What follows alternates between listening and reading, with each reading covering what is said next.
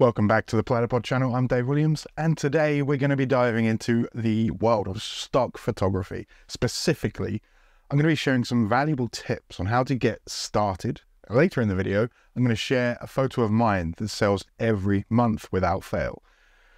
But we all know how much money we spend on our gear, so if there's a way for our photography to pay for itself, that's a great position to be in.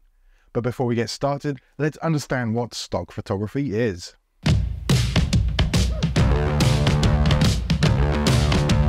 Stock photos are high-quality, licensable images that businesses and media outlets and individuals use for various purposes like marketing, advertising, and media content. Stock is a great way to subsidize your expensive photography addiction. So when you sell your images, don't expect a lot of money to start. These stock agencies will take the biggest share, and your percentage is determined by how hard you work. If you work harder and you sell more image licenses, you get a bigger chunk. Getty Images work on a 60-40 split for these hard workers, and 80-20 for less busy photographers. It may seem like they take a lot, but I think it's worth it. These agencies and libraries expose you to a much larger audience than you'd be able to do alone. Think about it. Adobe Stock is built into Adobe software, and some designers are required to use it. Similarly, lots of big companies have a contract with Getty Images, and therefore they have no choice but to use the Getty library of images, which also includes iStock. The other big player is Shutterstock, but there are plenty of smaller stock libraries that have a specialty niche. For example, surf photography or food photography. Starting out in stock photography can be quite daunting. I get a lot of questions from people asking, how do they get started? And the biggest thing that I have to say to you is that your photos are good enough. There's no reason that you, as an accomplished photographer with good creativity, turning out technically correct photos, can't get started. Getting into stock agencies can involve a test, but they're designed to ensure that you understand photography and photographic terms and concepts, and they often come alongside a test submission where you'll be required to submit some images to prove that you're capable of controlling light and color, composing well, and shooting sharp. Getty Images requires that you upload 6 images that they'll have a moderator look over and make sure you're capable of producing acceptable images. And once the tests are over, you're in. So what do we need to know to actually submit our images? You'll need the right gear and technique to create stock-worthy images. I recommend obviously a good DSLR or mirrorless camera, but iPhone images are accepted and they can sell pretty well. A sturdy tripod, like a platypod, and a good range of lenses to cover different situations is always going to help, but these are things we all have anyway.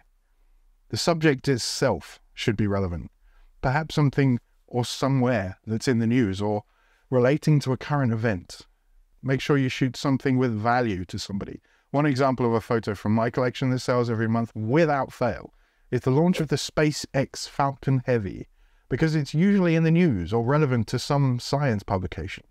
The best thing is that each stock library will tell you what they need photos of, including specific briefs for upcoming campaigns, so that you can supply exactly what they're asking for.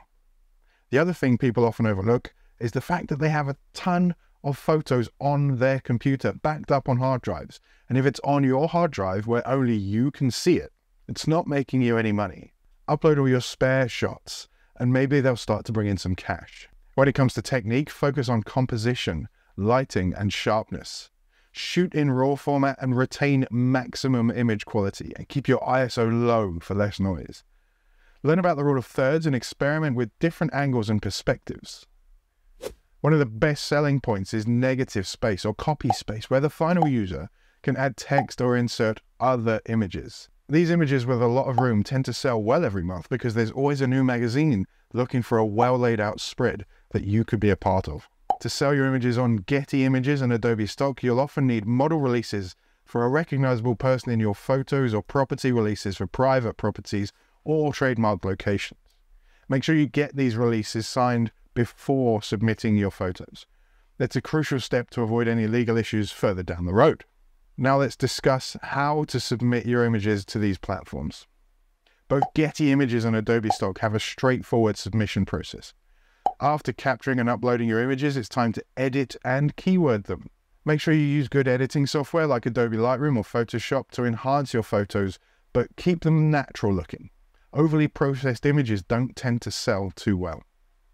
Regarding keywording, think about what potential buyers might search for. Be specific, use relevant keywords, and include singular and plural forms.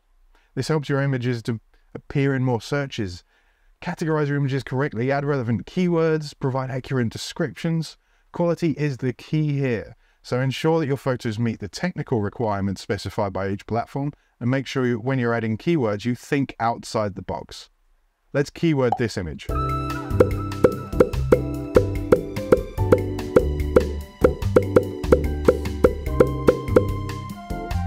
Last but not least, remember that success in stock photography takes time and persistence. It may take a while before your images start selling. So keep uploading high quality content, learn from your rejections, and adapt your strategy. It's a journey, and with dedication, you can build a passive income through your stock photography. So there you have it, folks, a comprehensive guide on how to get started with selling photography on Getty Images and Adobe Stock. Remember, it's all about quality, technique, and perseverance. And of course, having the right gear like Platypod can help you capture those stunning shots.